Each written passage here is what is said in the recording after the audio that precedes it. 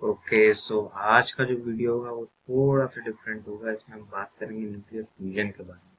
ठीक है, nuclear fusion की आप डेफिनेशन जो है आप देख सकते हो, यहाँ पे लिखी हुई है, पर डेफिनेशन पढ़ के आपको कुछ समझ में आने वाला नहीं है, इसलिए मुझे ही बोलना पड़ेगा। फ्यूजन कुछ नहीं होता, बस दो जो आपके पास लाइट एटम्स होते हैं उनको आप फ्यूज कर देते हो। फ्यूज करने का मतलब क्या होता है? उसको जोड़ देना आपस में, इतना प्रेशर उस पर क्रिएट करो कि वो आपस में ऐसे बाइंड हो जाए, और फिर जो बाइंड होने के बाद एक भारी एटम आपको बनता है वो फ्यूज हो जाता है। तो इस फ्यूजन की प्रोसेस में जो 50-55% जो एनर्जी रिलीज होती है, जो एक्स्ट्रा एनर्जी, क्योंकि ये एक्सोथर्मिक रिएक्शन है, तो जो एक्स्ट्रा एनर्जी इसमें रिलीज होती है उसे हम फ्यूजन रिएक्शन की एनर्जी बोल देते हैं, और कुछ इसमें कॉम्प्लिकेटेड नहीं है।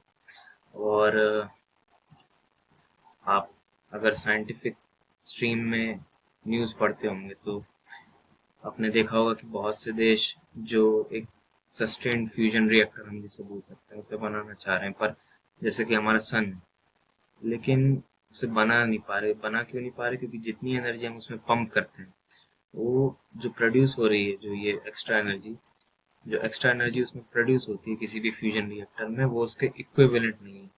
और उससे ज़्यादा होने की तो बात आप छोड़ ही दो, उसका इक्वल भी नहीं है। तो वो इतनी एनर्जी प्रोड्यूस करता है कि आप उसको रीड भी नहीं करना चाहोगे, आप खुद शर्म से पानी पानी हो जाओगे उसको, एनर्जी को आप अगर रीड करोगे।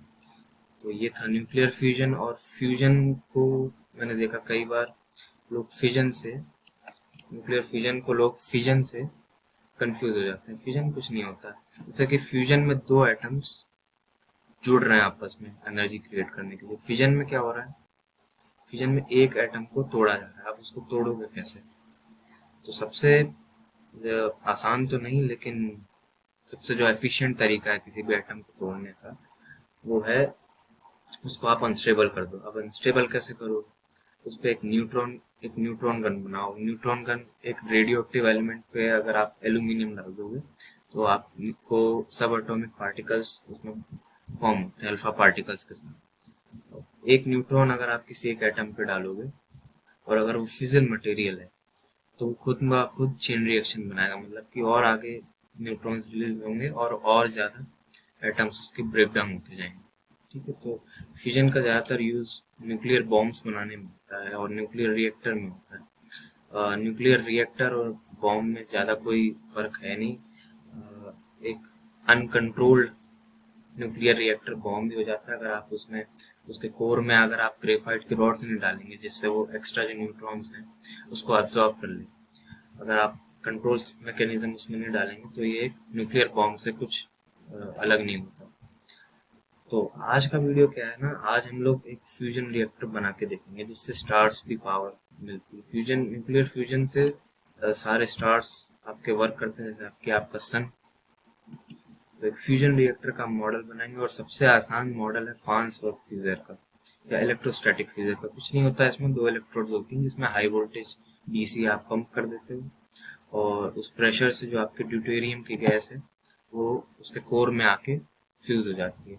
वैसे हम हाइड्रोजन का कोई भी आइसोटोप इसमें यूज नहीं करेंगे, जो नॉर्मल हमारी एयर है वही यूज करेंगे। और इसमें वैक्यूम की भी आवश्यकता है।